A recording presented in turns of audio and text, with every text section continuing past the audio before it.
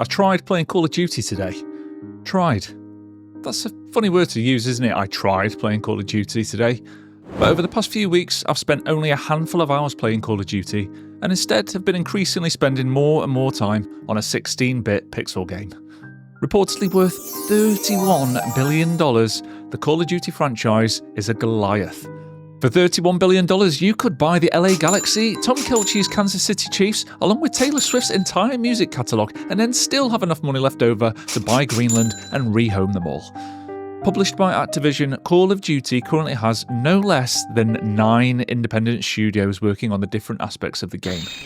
But Idle Slayers, which has hogged almost all of my personal gaming time over the past fortnight, was made and published not by a handful of companies, not even just one independent studio. It was made by just one very committed and passionate person. One. But before we get into the big picture of the situation, before we get into why, despite the return of Verdansk and a new Battlefield game being around the corner, I still worry about the future of big-name multiplayer titles. I'll first tell you the story of how I tried and failed at playing Call of Duty Warzone. If you were to look at my YouTube channel, you'd be right in thinking I'm a Call of Duty player. I've invested thousands of hours of my time over the decades playing many of the titles launched from this franchise. So today was not a unique day. I wanted to play Warzone using a new weapon loadout I'd made and maybe get some enjoyable footage for a video. So what was the first step? Well, it was mid-morning, I'd not played in a few days, and this isn't my first rodeo. I wasn't about to just jump into a game cold and get stomped on like a noob, padding some TTV as stats. Heck no. I did what any experienced Warzone player would do.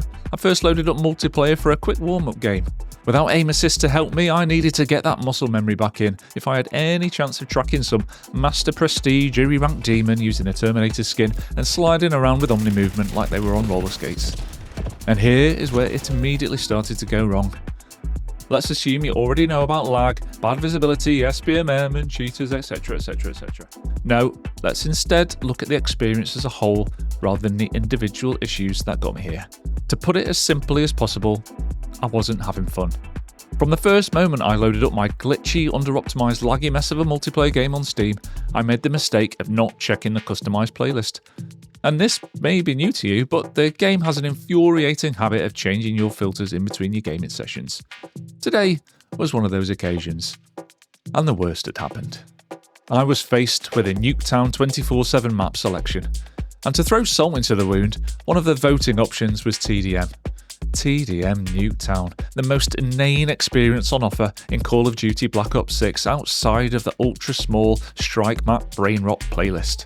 But at least the other willing match participants, or victims of the filter switcheroo potentially, were giving TDM a damn good ignoring.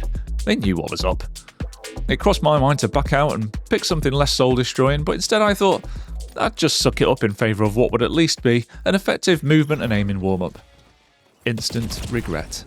I flipping hate this junk. It just puts a magnifying glass over everything wrong with Black Ops 6. But I persevered. Many people would just advocate for backing out of the game when it feels bad, but I'm far too stubborn for that. Back in the days of the original Modern Warfare 2, I'd be that one last team member that hadn't quit the game when you're all losing so badly it felt like you'd been spawn-trapped back into the start menu. Yep, I'll stick cold-blooded on and get a head glitch on an LMG. Bring it on, you mother lovers. It never turned out very well, to be honest, and neither did this warm-up. And perhaps that ethos of not quitting is what has led me to this dark place that I and many others are now in with Warzone. Let's continue. I finished the game, ultimately losing with a pretty bad score and already feeling like I was in a worse mood for the experience. It was time to switch over to Warzone, and at first I attempted to stay on Steam, the platform I had given my hard-earned money to for my copy of Black Ops 6. The optimization was crippling, and while I was recently achieving up to 300 FPS in jazzy hero shooter Fragpunk, I was relegated to what felt like the days of dial-up internet. Jittering around with frame rates lower than your PS5 can achieve, my first game went as expected. After an initial bit of cat and mouse, I was almost insta-killed after being caught in attack sprint animation. Then, I was quite literally spun around by God aim in the gulag. Off to Battle.net we go. My landing was a similar experience. I was alert, but on the back foot while licking my wounds from a scrappy first battle when I was set upon and ultimately dispatched back to the gulag with a third party. Swine. It was annoying, but it was a fair start within the realms of solo BR. But it didn't take long for Activision's pendulum of justice to full swing off the other end of the scale, and I died in a gulag to an enemy who appeared on my screen at least to barely even look at me. Homing bullets, apparently. And this is by far too common an occurrence when I play, and I said I wouldn't get bogged down in detail, so I won't. They say third time lucky. I say this game better get it right third time, or I'm packing my bags and I'm going where I'm appreciated. So I gave the game every chance I could. I set all my graphics settings to Ultra Potato mode.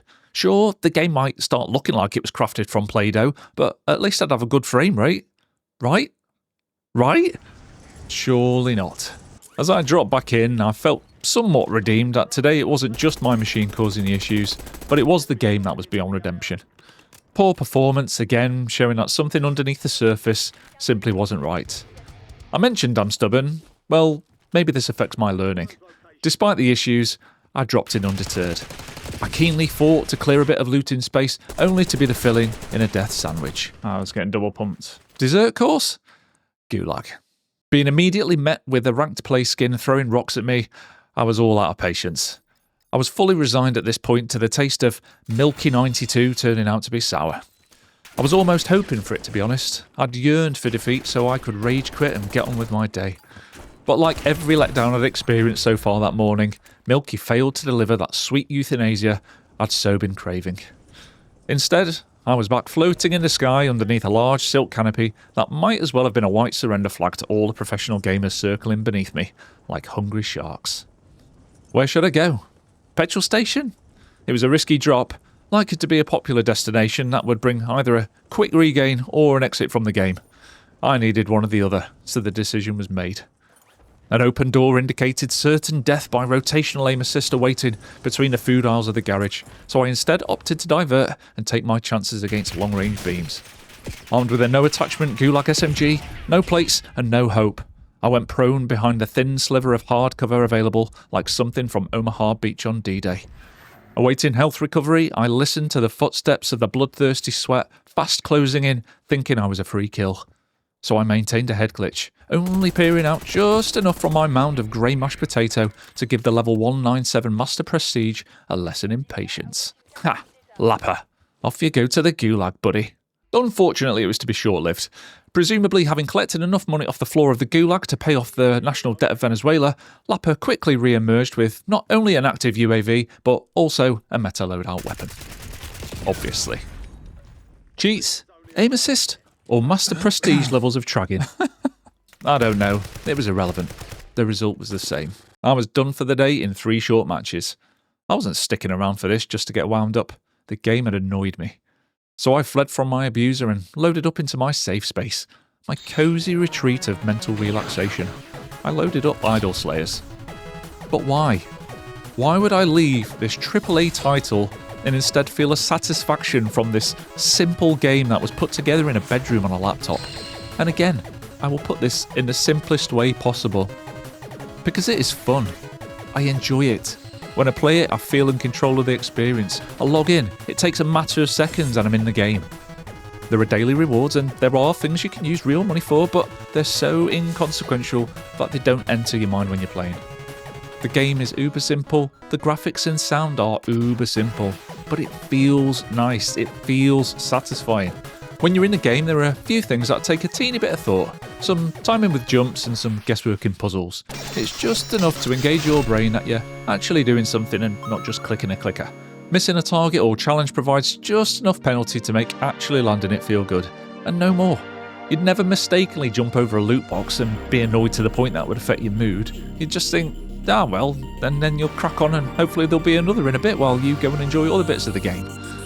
Right now, you might be thinking I'm unfairly comparing apples and oranges, and I obviously am not suggesting this simple game will long-term give me as much variety of experience, as much depth, or the fun with friends that I've had when playing Call of Duty over the years. But right now, in this moment, none of that matters. Because for everything Call of Duty has done, and will hopefully do again, it's simply lost its way for now. And this can be applied to other titles too. Black Ops 6 and Battlefield 2042 are the only 2 computer games in my life I am genuinely disappointed I've spent money on. Games where I felt cheapened by the experience, like I'm not valued as a fan, let alone I'm not even valued as a faceless consumer. Battlefield was missing its soul when it launched, a hollow shell of its former glory, lacking any depth, detail, immersion or soundtrack. It was more like a demo than a AAA Battlefield title. I can say this also as a Battlefield fan, having bought many of their games right from the very start. Along with COD, these gigantic franchises have had the setbacks of the global pandemic like everyone else that was affected. But it's hard to still make apologies for some of the end product we are experiencing at this point. The games are increasingly about shiny distraction. Look at the skins, look at this fancy pass that gives you extra stuff for more money. Both of these games have failed in their fundamental delivery in many areas. And where I'm going with this video is that I want to share my apprehension that game studios aren't learning. We have Battlefield Battle Labs, which is an opportunity to take part in player testing for their new game. But how many times have we enjoyed a Call of Duty beta for it to get stripped back and be unrecognisable by the time it launches?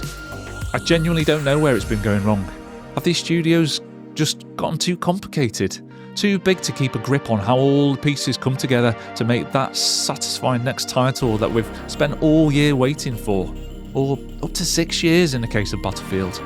Verdansk is supposed to be saving Call of Duty, but my apprehension is fueled by experience.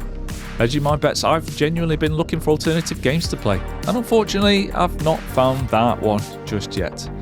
Games have either terrible SBMM still, or they're rife with cheating, or they're buggy as anything, or in some cases have a background Bitcoin mining operation running on your computer at the cost of your actual gaming experience.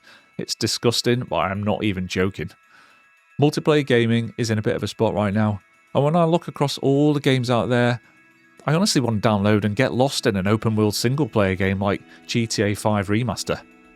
I fell out of love with GTA a bit after San Andreas in all honesty, but with number 6 about to absolutely take over, I'd love to fully commit to number 5 and enjoy everything that has to offer. A story, some sandbox play, some freedom to make my own choices about how I want to play. Free from long-range wait times, bugs, cheaters, SBMM, free from monetization and a store that infringes on the core experience of the game. What happened to finishing work or school and just having a game to genuinely relax to for just 10 minutes or all night, depending on how you want to play it? I'm a gamer, but I really miss gaming right now. I just hope that the game studios get back to what we value as fans. Satisfaction. Not retention, not a battle pass, not cosmetics. For the data hoarders, satisfaction is a hard one to measure, but I just hope future iterations of these games I have loved over the years just concentrate on producing something we come back to day after day, week after week, not because there's a daily login reward, but because we enjoy the game. Activision, DICE, please. I want you to take a leaf out of Idle Slayer's book and take it back to basics, because until then, players will continue to leave in search of genuine gaming experiences. And to you watching, please let me know in the comments how you feel about the current state of games like COD and what you have been playing. I'm always up for trying new games here on the channel. Thank you for sticking with me today. I hope you've enjoyed the video, but for now, I'm out.